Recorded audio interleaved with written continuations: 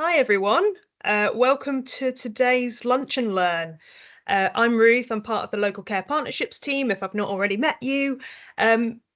What we do at the Local Care Partnership Development team is we bring together different partners across organisations in their local area to talk about health issues.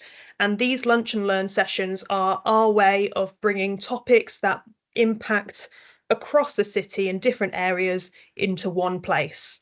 So if this is all brand new to you, we do have an introduction to LCP's session available in January. So have a look at our Eventbrite and book onto that if this is brand new. But we'll dive into today. So today's session is a great example of that joined up work that we do in local care partnerships, as this has come out of Hatch Local Care Partnerships Domestic Violence and Abuse subgroup. So it's a collaboration between Men's Health Unlocked, Leeds City Council, and Behind Closed Doors. So I'll hand over to our presenters in a second. You should be able to see on your screen a Q&A button. And if you open that up, you can type in a question. We will have time at the end to go through some of those questions in a bit more detail between all the speakers today. But there are other people as part of the domestic violence and abuse subgroup who might answer those questions as we go along in the chat. So yeah, have a look out for that. The session today is also recorded, and we'll distribute a link to the recording afterwards if anyone wants to catch up on it. But without further ado, I will hand over to Joseph from Leeds City Council. Okay, thanks, Ruth. Yeah, morning, everyone. My name's Joseph Kilkelly, and I work for the Safeguard and Domestic Violence team. So I gained my experience in the DVA world working for Housing Options, where I was a team leader there. And I've been working for this team for about 3.5 years now. So I do various projects around domestic violence and also modern slavery. And along with the team, I coordinate domestic homicide reviews, which I'll be touching on in a little bit later. So I'm going to be joined today by two other presenters. So, do you want to say hello and introduce yourself, Geoff? Hi, yeah, my name is Geoff Raw. I work for Behind Closed Doors. It's a domestic abuse charity, and I support male victims of domestic abuse. Lovely, thank you, Geoff, and also Lawrence today. Hi, yeah, I'm Lawrence Glynn. I work for Men's Health Unlocked. I'm based in East Leeds at the old fire station in Gipton, working for Space 2. I'm working on this men's health project that is citywide. That's great, thank you. So we'll just move to the next slide, please, Ruth. So we just do need to put a health warning on this session, just because there is a possibility that some of you might find some of the aspects of the briefing emotive, upsetting, and it might trigger some trauma for you, which is understandable. And just to say that we do have a video of that's quite emotive, just to put that warning for you there. So if you do need to step away at any point, please feel free to do so. If the briefing affects you, please look after yourself and just ensure you seek support from either your line manager, someone you trust, or a specialised service if it is safe to do so. And just a note there on confidentiality, that we do have the question function open, and if we are discussing situations you have been involved in professionally, either in the chat or maybe we unmute the mics later, then we can just ensure that we maintain confidentiality. That's really important. Thank you. So just next slide, please. So just content. So we're just going to start with Lawrence is going to take us through Men's Health Unlocked and the work we do there. Then Geoff's going to take us through the male experience of domestic violence and abuse.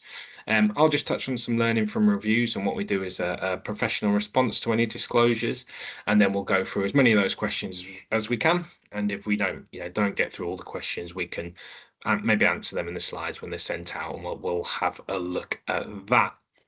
So I think I'm going to hand you over to Lawrence. Thanks, Lawrence. Hello, right. Yeah, so I'm Lawrence. I'm working for Men's Health Unlocked, which is a men's health project citywide in its second phase, running for 2.5 years. And we have a gendered approach to health in the city. What you have on screen here are some aspects of the Men's Health Unlocked project.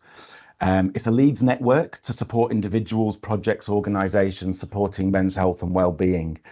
All groups and organisations that are making a difference to the lives of Leeds men are always invited to join the network, primarily focused on third sector. It'd be great to get into business and corporate bodies, because at the end of the day, men are men. There are many carry similar thoughts and ideas, and they can be based on sort of expectations and roles that are based on sort of years, decades, even centuries. And that might one day become a burden, or men might need to find a way to find that extra support. And that's what the Men's Health Unlock project is doing, to bring people together and services together. We represent men's health needs and the needs of Leeds men from service level to decision makers through our nationally acclaimed work. We presented a couple of years ago at the Men and Boys Coalition Conference. And we were talked about and during a representation pushing for a national men's health strategy. That was under the previous government, and as things go, I think it's as things go, sadly, that's been sidelined because of the change of government. So we're hoping to push that further. We're committed to engagement with men. We run many resources that link men to services and to decision makers, and vice versa. This is really our bread and butter work, bringing men together and in touch with services. Our aim being to make those pathways forever easier and more accessible to men in the city. We draw upon lived experience, academic research, and dozens of years of combined best practice and community engagement in order to inform our work. And at the top there, alongside the Men's Health Unlock logo, you can see the other logos. So there's Barker, Forum Central, Orion, Touchstone, and then you have Leeds Older People Forum in there as part of Forum Central. These are the organisations that are delivering the project, and we're funded by the National Lottery, which is the logo at the end. Each organisation has over 30 years experience working at grassroots level in men's engagement, and it's a pleasure to be part of that. Can we move on to the next slide, please? So here is the project itself, the Men's Health Unlock project, and what we do within the project, and how we need support from lots of people out there to help us raise awareness and develop our messages. So we produce a little magazine, a little zine called Leeds Unlocked. It's by men, for men, about men. It has all sorts of wonderful things. This is our most current, and we produce them about every 3 months now, based on articles that we receive from men. When we're going out and about in the community, that's the power of us being community workers, is that we get to engage with lots of organisations and men on the ground.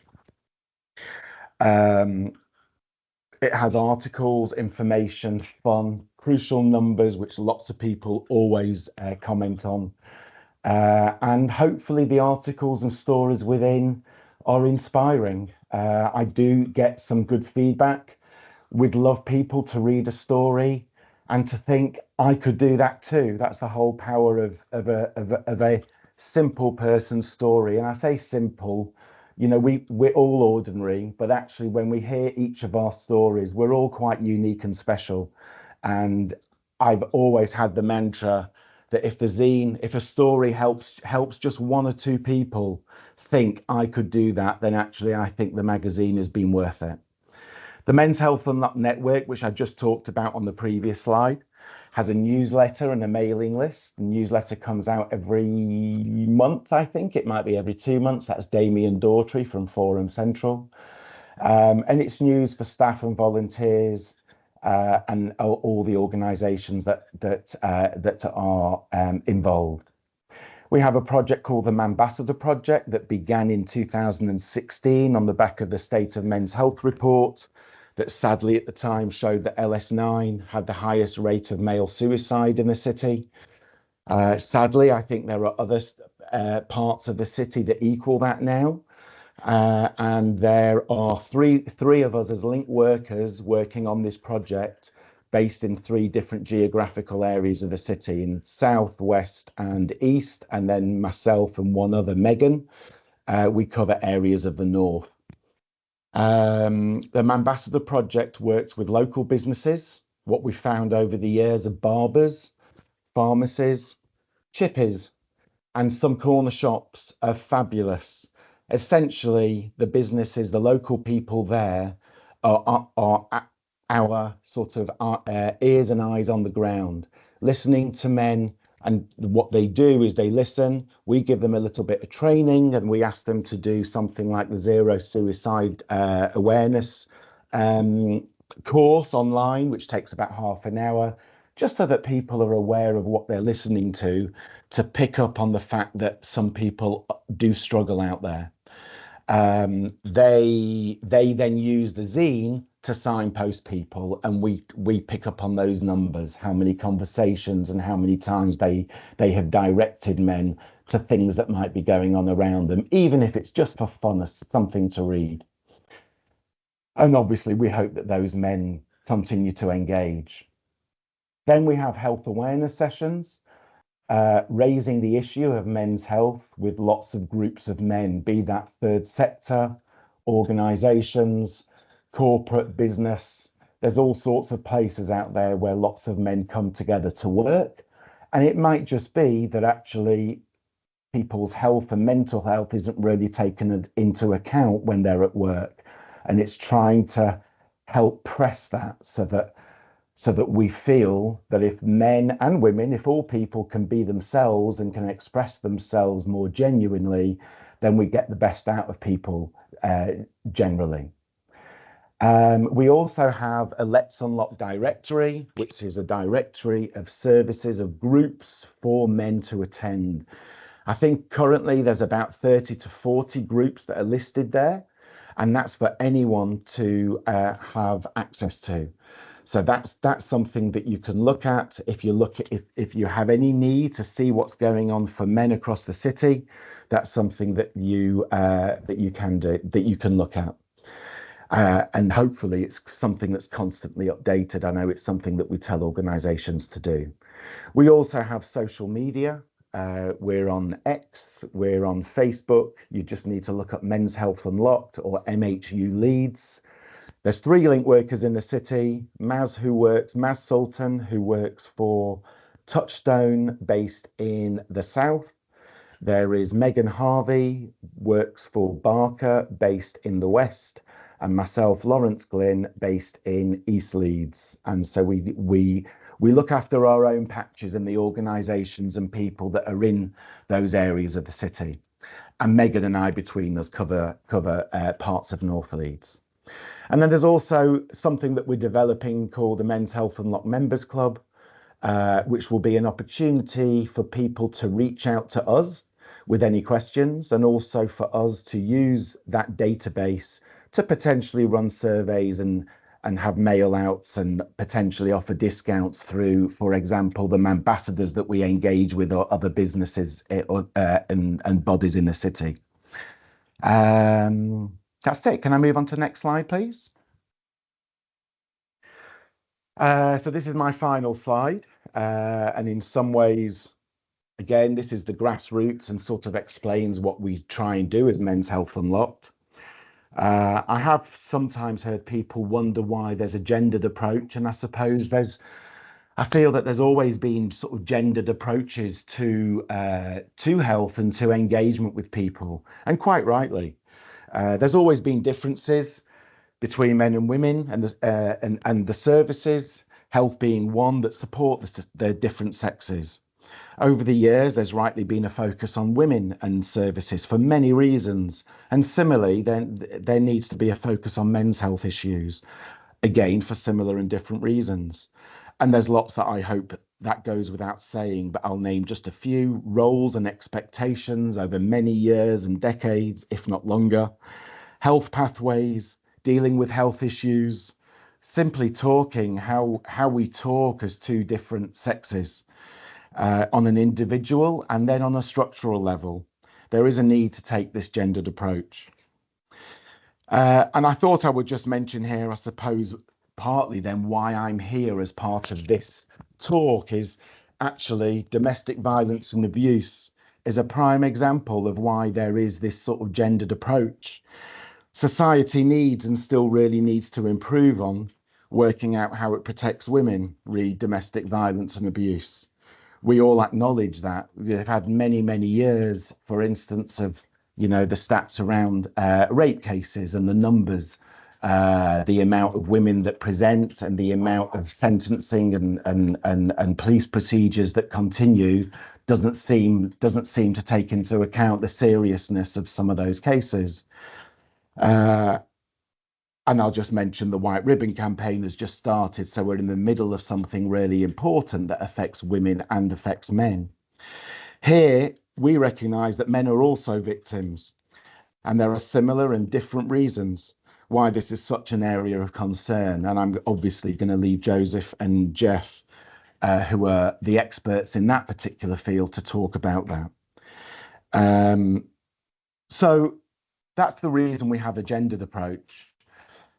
What I put on screen there is sort of talk, spaces and friendships. I know that through the 5 years of me working generally in this men's health work, it's mainly been around how men talk and how men have the spaces to talk. Lots of older men talk about spaces that aren't there anymore. And lots of older men are also combating their sort of isolation and loneliness. And by engaging with groups and services, men find that opportunity to talk, they find those spaces and they develop those friendships. So that's the main part of this slide. And what we hope is, again, having mentioned earlier that some of this men's work was based on suicide prevention, it's about men getting involved and feeling greater self-esteem and self-worth, hopefully, because there's no other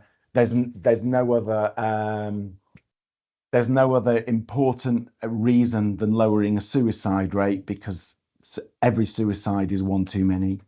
So we hope to lower the suicide rate amongst all people, specifically men in this instance.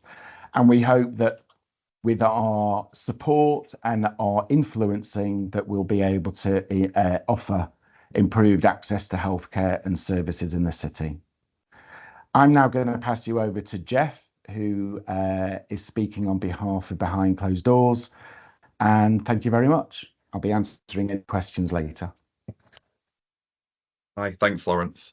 So yeah, my name's Geoff Raw. I work for Behind Closed Doors. I support male victims of domestic abuse. So I just wanted to start off by kind of recording and see what that was like. Lawrence, you need to turn your mic off. And yeah, I just wanted to start off by apologising and to say that a lot of what I'm going to talk about is aimed at heterosexual relationships.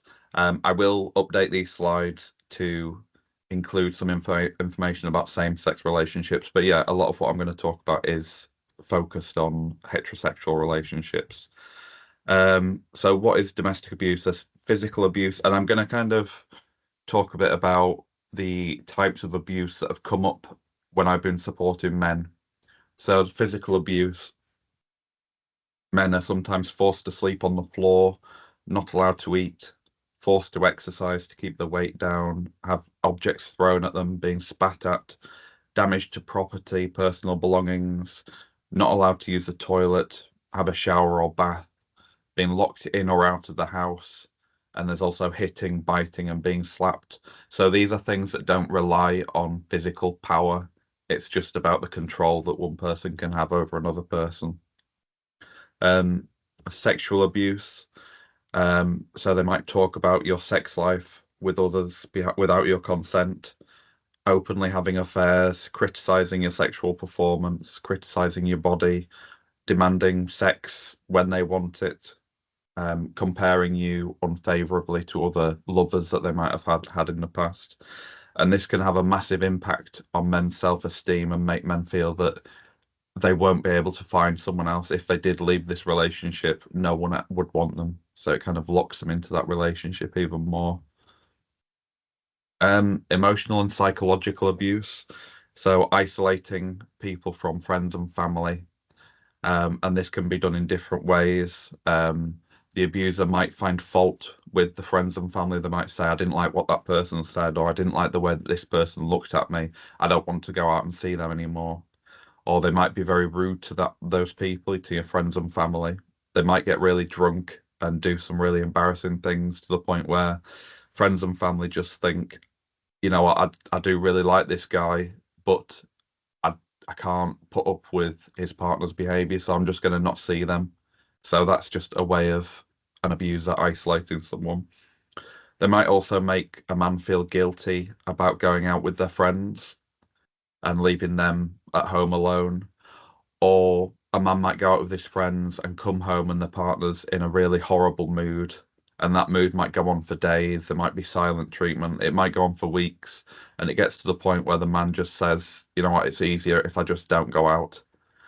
And then I often speak to men who are trying to come out of that abusive relationship and they don't realize that they were isolated. They felt that it was their decision that they cut those ties with their friends. It was their decision because it was just causing too many problems. But when we talk about it, they can see that it was their partner's behavior that forced them to do that. Um, Other forms of emotional and psychological abuse, accusations of being unfaithful, getting angry if a man looks at a woman or talks to a woman. This can have an effect of men wandering around, looking down at the floor, being fearful of talking to women, looking at women because they don't know what they might be punished. There might be some kind of really horrible response that they might get from their partner.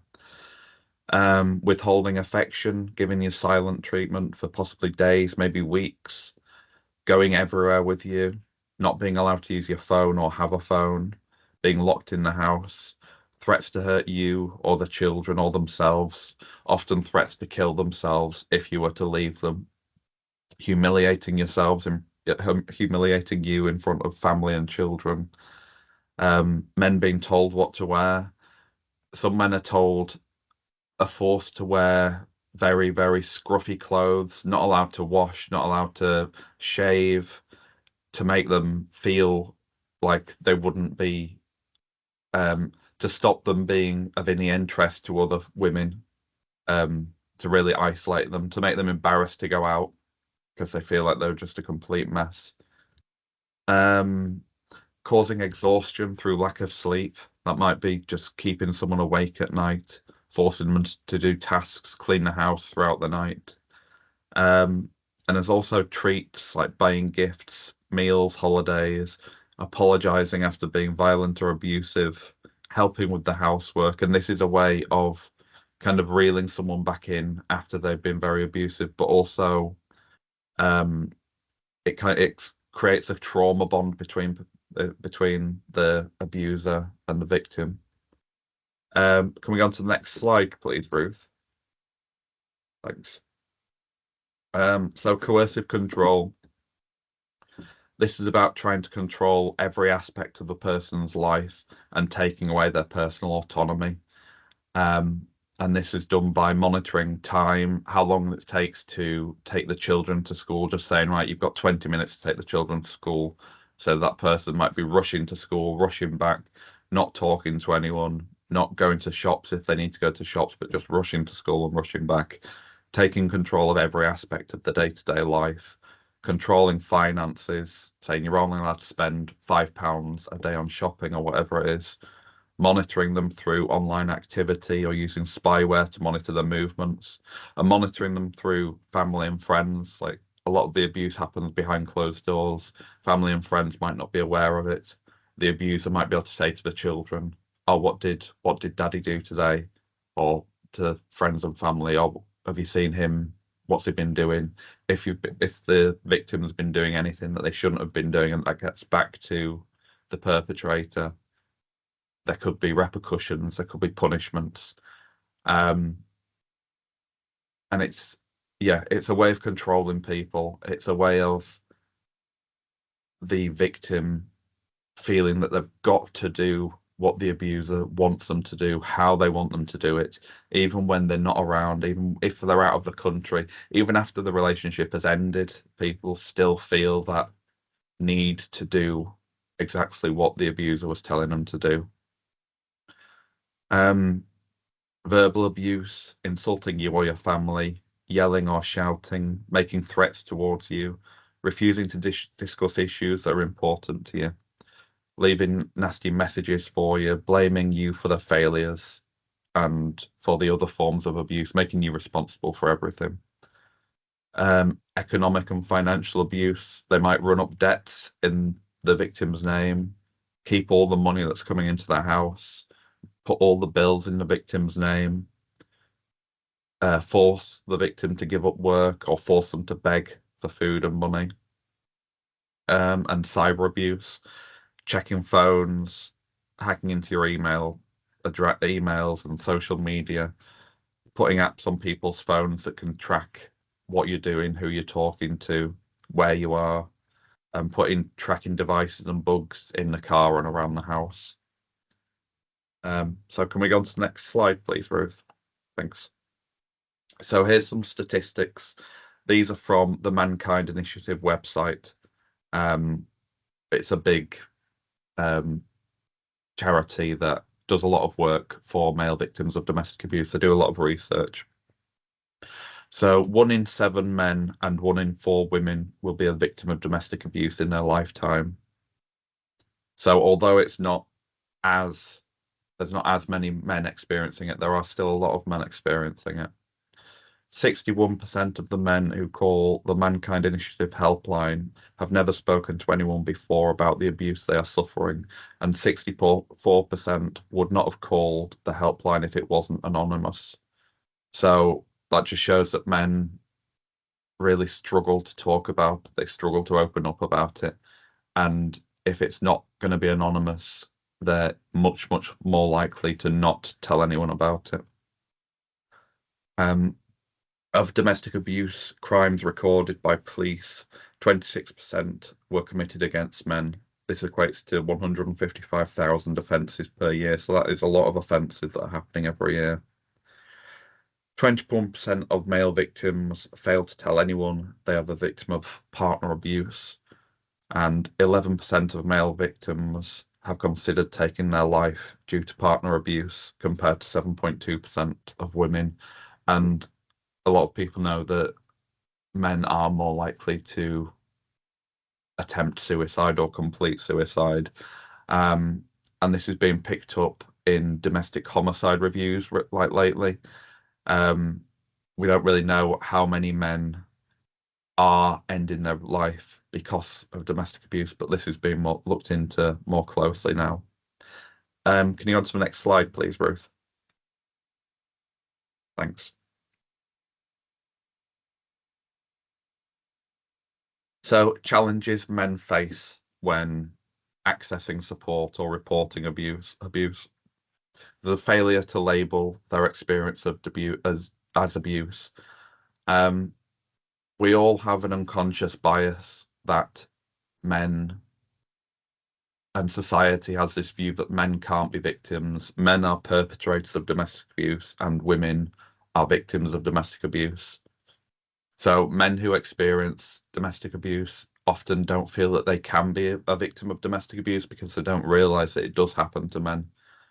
And if they feel that way, if they do think, actually, no, I am being abused in this relationship, this is domestic abuse, they can't reach out to people because they feel like no one else will believe them, because no one feels that this is something that happens to men.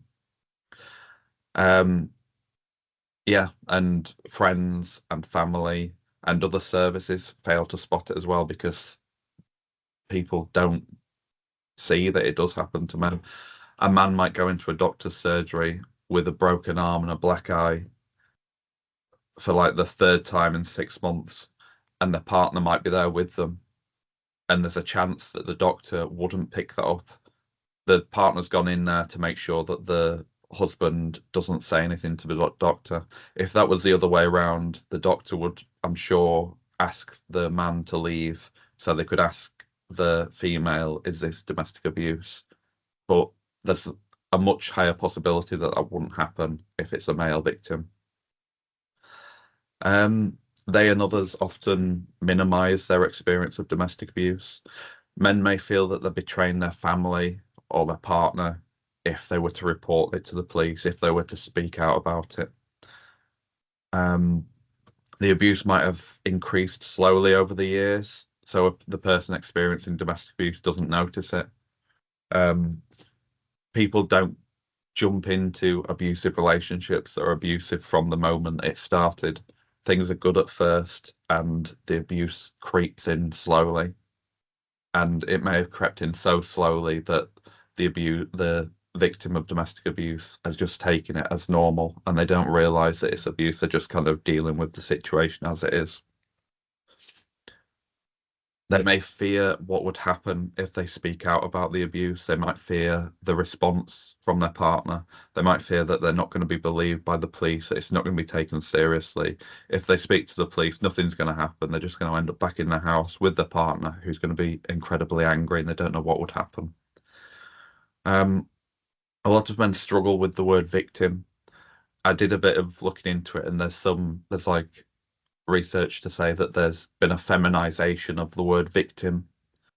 If you watch films, especially from the past, it would always be a female victim that needs saving by the heroic man. So this can challenge, for a man to acknowledge that they're a victim of domestic abuse. It can be a challenge to their view of masculinity. Some of the guys that I've spoken with said they don't like the word victim, and that we should talk about how men have experienced domestic abuse, talk to men about their experiences. So not say, are you the victim of domestic abuse, but what's going on in the house? Are you experiencing this? Are you experiencing that? Don't steer away from the word victim. There can be a fear of losing child contact.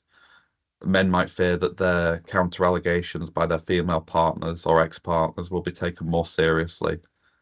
And this can be something that has been built up by their partner. Their partner might have said over years, if you report this to the police, I'll tell them that you've been doing this and that and this to me and to the children, and you'll go to prison and you'll never see the children again. And because of the control that abusive people can have over their victims, they can just believe everything that they're being told. Yeah, that they have no power. If the abusive person says this, that is absolute. If I go to the police, she will say this, and I will go to prison, and I'll lose my children. I'll never see them again. They just completely believe that, and so that means that there's no way of them getting support. They feel that they can't talk to anyone. They might be financially trapped. Men often put their responsibilities of looking after their family and including their abusive partner before their own well-being. And that feeling of responsibility might be too great for them to make the decision to leave. And that's especially if it involves selling the family house, disrupting the lives of their children. Children might need to go to different schools. Can they afford two houses? Can they afford to buy a family house for their ex-partner and the children and one for them? They might only be able to afford one house, one 3-bedroom house, and one bedroom flat for them, which would mean that they wouldn't be able to have the children living with them. They might be worried that the children won't be safe with their ex-partner, so they stay in that relationship because they don't feel that they've got an option. Services often don't advertise. Domestic abuse services don't seem to advertise that they do support men. Sometimes even if they do support men, they don't always advertise that they do. Men that I've spoken to have said that the services that they've seen, the adverts seem to be more aimed at women. The colours were like pink and more feminine colours. They didn't mention that they supported men. When they have contacted them, they felt like they needed to be accepted by the service, that they weren't believed, that they needed to convince them that they were a victim, that they weren't a perpetrator. And they found it a very, very difficult experience. And that was a real barrier to them getting support. Can you go on to the next slide, please, Ruth? Thanks. There's a fear of being labelled the perpetrator. Men, like I've said before, fear that their allegations won't be taken as seriously as their partners. If they phone the police, the partner will just say, he's been abusing me. And it's really difficult for the police. They turn up to a house and both people are saying, they've been abusing me, they've been abusing me. They don't know what to do. They often just take the man away and take the man to the police station. So that's a real challenge for them. And yeah, the perpetrator may have been saying for years that if you do contact the police, I will tell them that you've been doing this to me, that you've been doing that to me. Horrible, horrible, horrible things. So the man might think, if I do this, everyone's going to think I've been doing these awful things. So I'm just not going to contact the police.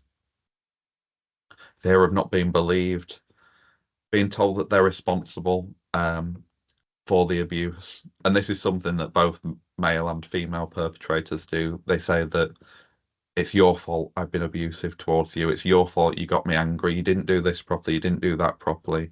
This happens in every relationship. This is just normal. Putting all the responsibility on the victim of domestic abuse. A lack of refuge spaces for men. There's not enough refuge spaces for women, but there's definitely not enough for men. So a man can't just get up and leave and go to a refuge space. Leeds City Council does have a duty to house someone, but it might not be the best, most appropriate housing, and they can't always take the children with them. So there's a lack of refuge spaces. There's a massive lack of refuge spaces for men wanting to go away with the children. So again, a man can get up and leave, but he might not be able to take the children, and he may worry what might happen to the children if he does do that. So yeah, safety of the children, things that I've mentioned before, but also parental alienation. They may worry, what are they gonna say to the children if I get up and leave? Are they gonna say to the children that Daddy didn't want to be with you, he doesn't love you anymore, he doesn't like you, he doesn't want to talk to you anymore? What will they say to the children? How will that parental alienation play out? And a fear of the police response. Men have reported that the police was men have reported a lot that the police response was fantastic and they were very supportive. A lot of men have said that to me. But they have also said that their allegations weren't taken as seriously as their partners, that they reported to the police first that they've been experiencing domestic abuse. Their female partner then said, no, I've been experiencing domestic abuse. They've been charged. The partner's allegations have been followed up on, and their allegations haven't been taken any further. And it might take a lot of courage for someone to reach out to the police and to say, I'm the victim of domestic abuse. And if that contact isn't a positive one, if they feel that they're not taken seriously, that they're not believed, they might never contact the police ever again. And that might be lost. That option to them might be lost. Can you go on to the next slide, please, Ruth? So we're going to play a video, and So, sorry, Geoff, because we're gonna circulate the slides after the session. We'll skip the video for now, just because of time. But everyone will have the chance to catch up on the video after the session. Yeah, thanks. So if we go on to the next slide, then please, Ruth. But actually, no, stay on this one for a minute, please, Ruth. Sorry. So yeah, there's some documentaries, TV programs highlighting that men are victims of domestic abuse, and they're really, really powerful. I would recommend that everyone watches this. And I think there's something on Netflix at the moment that you can see, and they're really, really powerful. And it's great that they're highlighting the impact that abuse has on men. Yeah, so I would really recommend that people watch it. Can we go on to the next slide, please, Ruth? Thanks. So I'm just going to quickly talk about the cycle of abuse. So this is the thing that keeps people in abusive relationships. So the stage one, tension starts to build up, breakdown of communication, victim becomes fearful. They can pick up that something's about to happen. They start walking like shells, trying to do everything that they can to stop something from happening. Stage two is the incident. There's like verbal, emotional, physical, sexual abuse. There's anger, blaming, raging, threats, and intimidation. So some kind of explosion. Then stage three is reconciliation. There might be an apology, gifts, the abuser might explain, make excuses, blame the victim, deny that anything happened, say it wasn't as bad as the victim claims.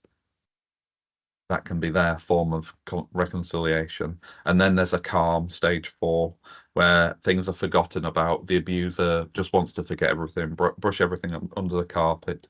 Everything's going smooth, everything's okay. And then the tension starts to build up. And a lot of people that have been in abusive relationships, they just try to get it back to stage 4. They feel that, right, I've just got to try and do everything right, do everything that the person is telling me to do, exactly how they're telling me to do it, and everything will be okay. As long as I don't make any mistakes, it will all be okay. But then something happens and it goes back to an incident. Can you go on to the next slide, please, Ruth? Thank you. So yeah, so I work for Behind Closed Doors. We have 2 different services at Behind Closed Doors. One is the community team. This is practical support for people in medium to high risk situations due to domestic abuse, and the aim of that is to reduce the risk. We have a domestic abuse recovery service, which is more emotional support. So trying to get some more help, supporting someone to understand what they've been through, how they've been impacted by it, getting them to see abusive traits in people to try to stop abusive relationships in the future, and just helping people move on with their lives. So yeah, so thank you everybody. That's it for me for now. Thank you. Okay, thank you, Geoff. So yeah, we'll just skip to the next slide. Yeah, so just as mentioned, sorry, the one previous to that, Ruth, thank you. Yeah, so one of the jobs that I do is just coordinate domestic homicide reviews and just look at, how we share learning from them. As the majority of these reviews that have happened in Leeds are female victims. However, we have had male victims, and really the learning across all reviews is applicable, for all situations and professionals. So I've just done some work just on picking out some points I think it's important to reflect on when we're covering this topic, and I'll just run down 3 of those points now. So I'll go to the next one. Thanks, Ruth. So firstly, reviews have identified just that a need for increased awareness by our workforce for men as victims of DVA. So basically, we need to better assess and identify male as victims, and we just need to know that some males are purely the victims of DVA, and that's going to be with some within same-sex relationships and some to females partners. In one review, the male and female had both made allegations of abuse post-separation, and the male made disclosures in mental health settings that weren't acted upon. And it is, the view of his family that he wasn't recognised as a victim of abuse, because he was a male, and received no substantive action around this. So where males are identified as victims, we just need to deploy a full safeguard response, and action support that we've heard about today, and just be aware of, the services in Leeds that are able to assist with that. So I'll go next slide, please. Thank you. So next we have around professional curiosity. And that's just the capacity and the communication skill just to explore and understand what is happening within a relationship or, a family, just rather than making assumptions or accepting things at face value. And you've attended any of our training, you'll be aware of, the importance that we place on it. And we do keep coming back to this point because it just does keep coming up in reviews, and that's in Leeds and nationally. So it is, identified in a number of reviews that we've looked at. And it's just meant that, where victims maybe came into contact with services, there was a lack of further questioning and probing around the situation. So, for example, you have a victim survivor seen at home and the property was badly damaged and the professional didn't ask the cause of that. That could be viewed as not being professionally curious.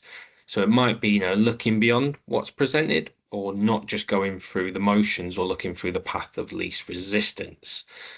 So when it comes to something that, piques our professional curiosity, we're going to ask, and if any doubt, we're going to ask again, but in a different way. And like I say, it's something that's picked up in 6 reviews that I looked at. So in one, there was reports of domestic violence ongoing, but abuse at the home and that other people are reporting. So our routine contacts with service users might be, valuable opportunities to identify, those safeguarding issues, such as a noise disturbance or antisocial behaviour might trigger that. In 2 reviews that we looked at, it was found, that intimidating adults or children, they're unlikely to disclose information, and their accounts and judgment can't always be relied upon to guide decisions about risk unless they are openly indicating, that they are intimidated and frightened. And we just, as Geoff mentioned, we just need to consider that victims might not even recognize themselves as victims, and that can be apparent with male victims as well. To keep that in mind. As discussed, one review found a victim who was accessing mental health services, and there were times when the practitioners could have explored his disclosure of domestic abuse in more detail, especially in relation to his mental health presentation, and that wasn't taken. Other reviews highlighted instances where people were presented with signs or indicators, which is, we call the trigger, but were not asked directly if they're experiencing domestic violence and abuse. And that, could have been due to a lack of awareness of the signs, or might be just a general lack of confidence in that area. It does take a bit of a professional confidence to ask, but that's what we need to be doing. Just professionals, just if we do get a disclosure, we can just consider how we can escalate any concerns that we have. And that might be completing a dash risk assessment that just clearly explains the concerns. And it can also, be escalated to line managers and safeguarding leads who can provide that direction and support. And we'll come back and just touch on that in a minute. We're always going to be kind and gentle with victims when we're being professionally curious. We're going to demonstrate just a willingness to help them. So when we come across a situation that doesn't, feel right, we're going to ask more questions and just allow that space to disclosure. We're going to conduct risk assessments and just ensure that they're getting the support and advice that they might need and that you might need from your safeguarding lead. So that's professional curiosity. So let's go to the next slide, please.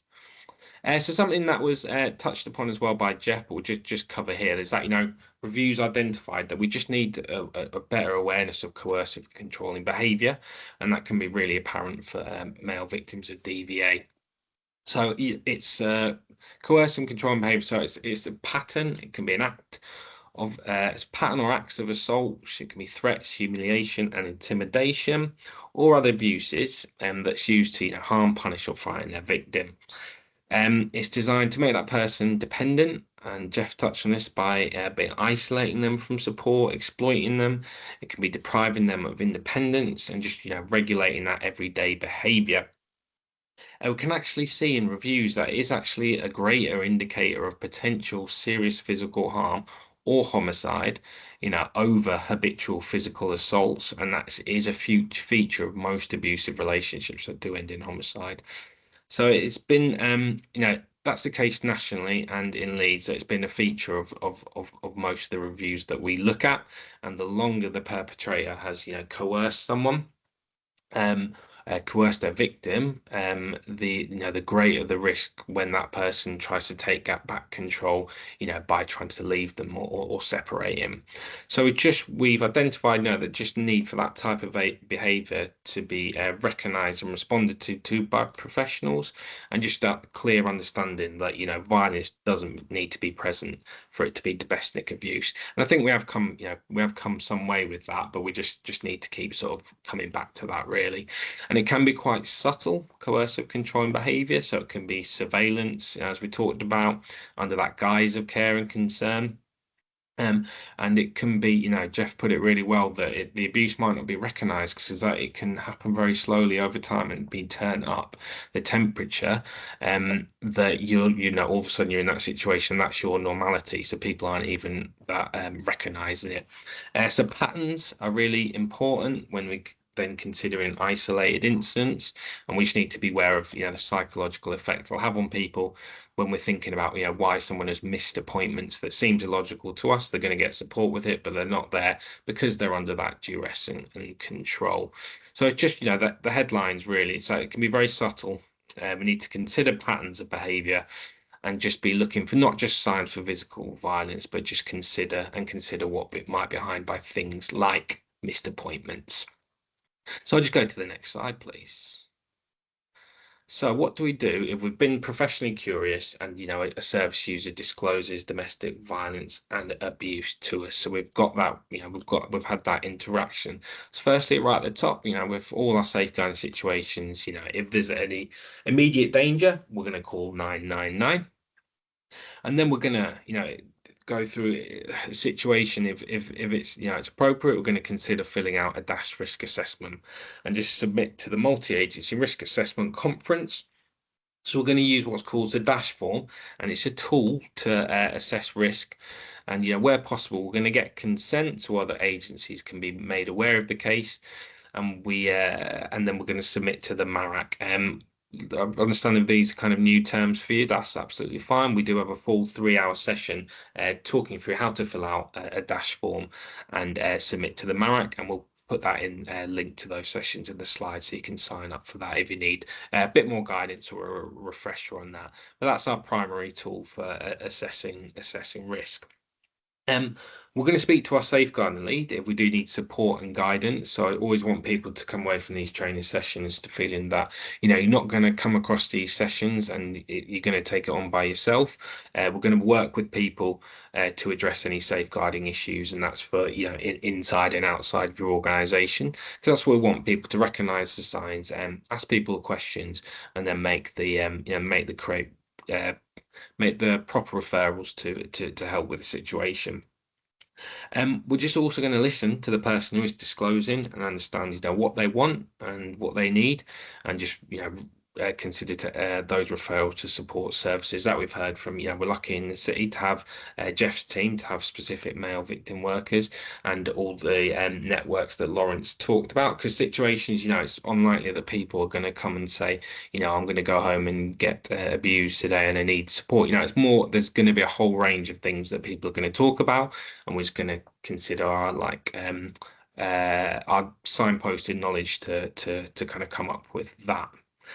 So that's our professional response. So I can appreciate, you know, that's quite a quick run through, and there are, you know, full training sessions that we can just let you know about on these topics just to run through. But I thought I'd finish up there. So thanks a lot, Ruth. So I think we're going to move to questions, if we've got any. Yeah, absolutely.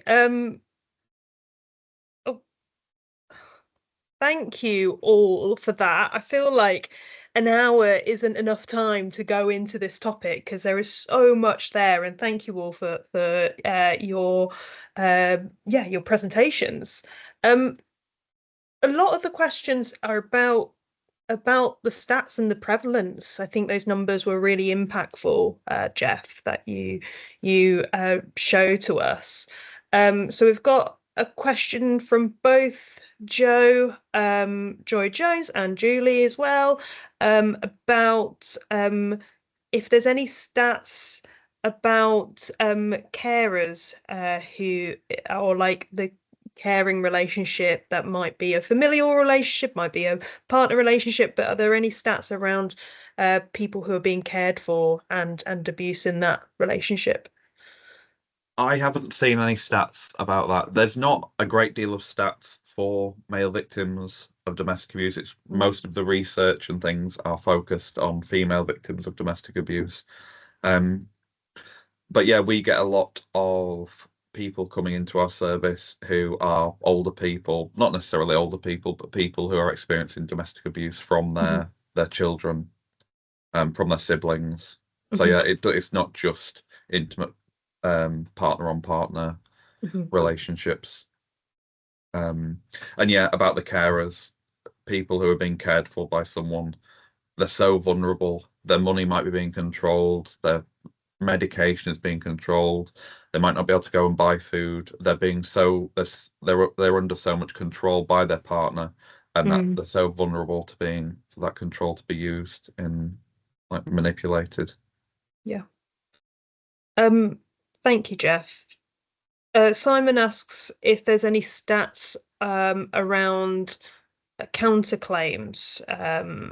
So are there any stats reference counterclaims? I'm sure it's something that happens both ways, but it would be interesting to see how often it happens. So I think that's when someone says, I'm a victim of domestic abuse, and then their partner might say, well, actually, I'm the victim in this relationship.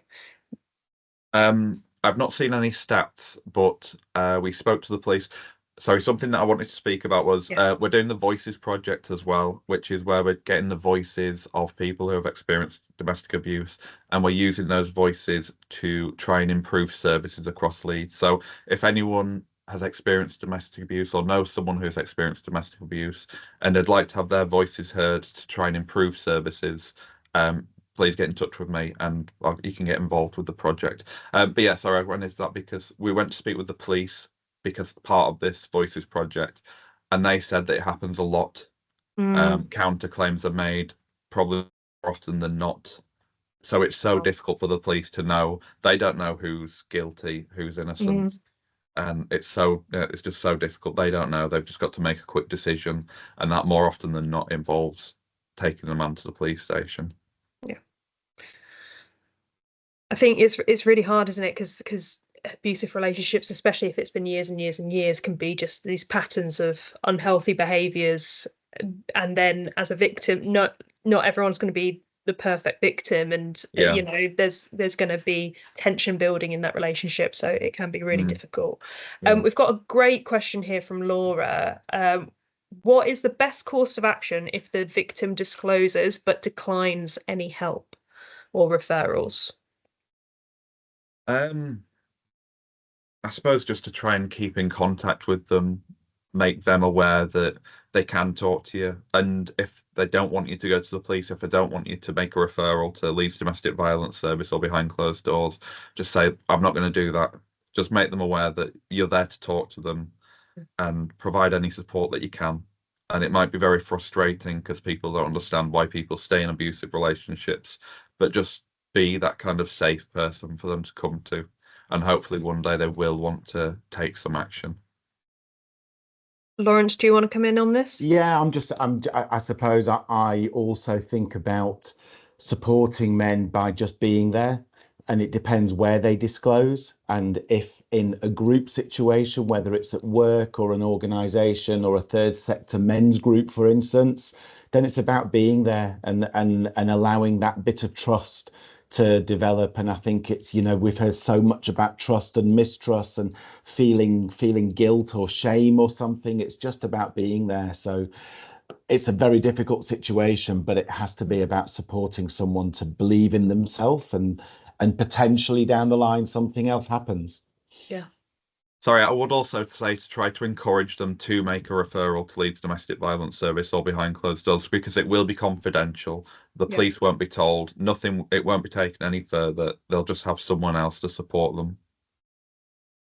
I'm aware of time, and we're coming up on 1 p.m. However, I know Karen's put a really great question in there in the Q&A particularly for you, Joseph. So do you want to just respond to that? Yeah, thanks, Karen. Yeah, so just having a read there. So I mean, essentially, it comes down to what your organisation wants you to do. What I would say is that we do the training every month. It's open to any agency in Leeds. It's free, obviously, and it's on Teams. It's about 3 hours and easy to access. So we'll put it in the slides. And, we'd welcome any agency in Leeds to do it. But yeah, it would be sort of down to the agency you work, kind of how they would want to do that. Thank you. Thank you so much. Corey, I can see you've got a question and we're getting more questions in right now. However, I am going to draw the session to a close and we'll answer those questions afterwards and send it out with the slides, as well as links to all the services that have been mentioned and all the training that Joseph spoke about. Thank you all so much. I hope this has been an informative lunch. It's been a heavy topic, so get out, have a walk, have a bit of a break from the screen, and thank you so much, and we'll see you at the next one. Thanks, everyone. Thank you.